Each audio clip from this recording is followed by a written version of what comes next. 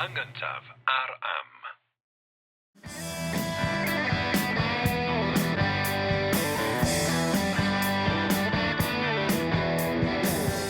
Helo, Symai, Jerry Hunter dwi. A Richardwyn Jones ydw i, a croeso i Podlediad ar Hen Iaith. Podlediad lle mae yna Americanwr o Cincinnati, Ohio, sydd bellach yn athro Cymraeg ym Mhrifysgol Bangor, sef fo, yng nghyflwyno i, sef dyn o ganolbarth Ynys Môn, pentra bach ar enw Penmynydd, sydd bellach yn athro gwleidyddiaeth ym Mhrifysgol Caerdydd, a mae'n nghyflwyno i gyfoeth llenyddiaeth fy iaith. Mae'n dipyn o hanes i hyn, dyn ni'n gwir, achos dyn ni'n hen ffrindiau.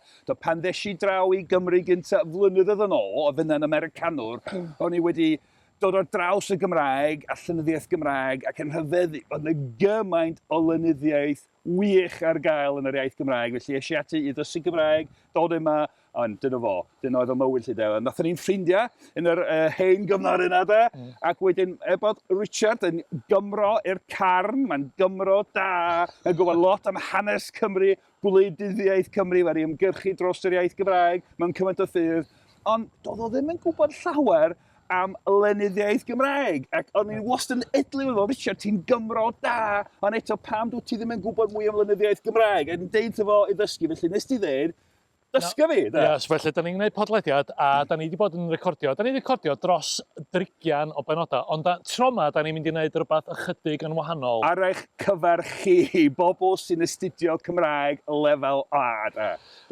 So felly, da ni wedi dod yma i Lyfrgell Genedlaethol Cymru yn Aberystwyth, a mae'r llyfrgell wedi bod yn hynod o garedig a wedi arddangos rhai o'r trysora mwyaf, nid yn unig yn yr adeilad, ond y trysora mwyaf sydd ganddo ni fel Cymru siŵr o fod. A da ni wedi gwneud cyfres o nifer o bodlediadau yn trafod pethau sydd ar y syllabus Lefel A. Union. Felly, cyfres arbennig o bodlediadau'r Hen Iaith sy'n mynd ar afal a thestuna ar syllabus Lefel A Cymraeg.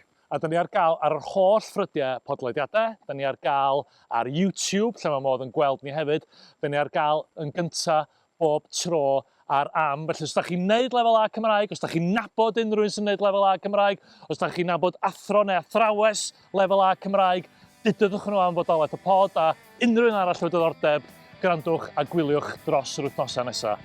Hwyl am y tro. Hwyl.